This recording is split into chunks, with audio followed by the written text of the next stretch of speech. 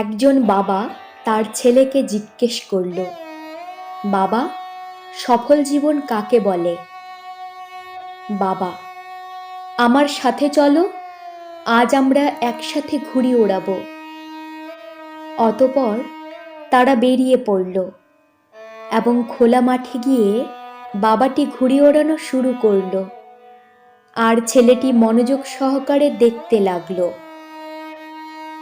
আকাশে ঘুড়িটি বেশ ওপরে ওঠার পর বাবা বলল, এই দেখো, ঘুড়িটা অত উঁচুতেও কেমন বাতাসে ভেসে আছে।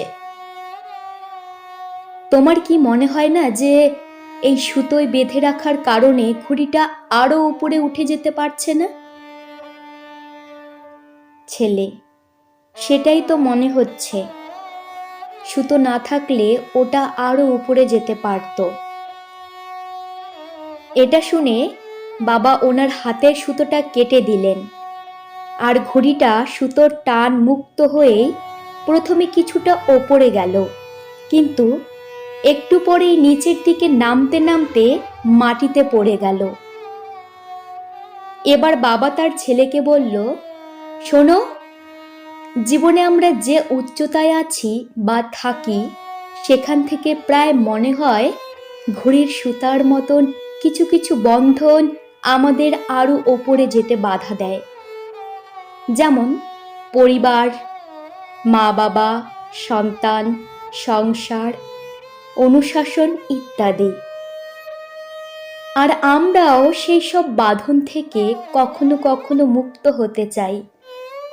বাস্তবে ওই বন্ধনগুলোই আমাদের উঁচুতে টিকিয়ে রাখে, স্থির রাখে, নিচে পড়ে যেতে দেয় না।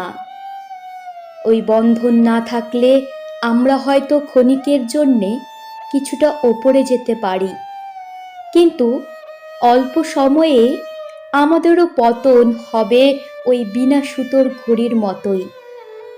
সুতরাং জীবনে তুমি যদি উঁচুতে টিকে থাকতে চাও, তবে কখনোই ওই বন্ধন ছিঁড়বে না।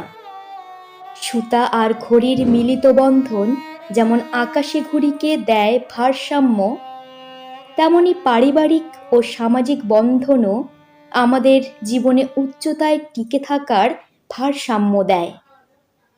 আর এটাই প্রকৃত সফল জীবন।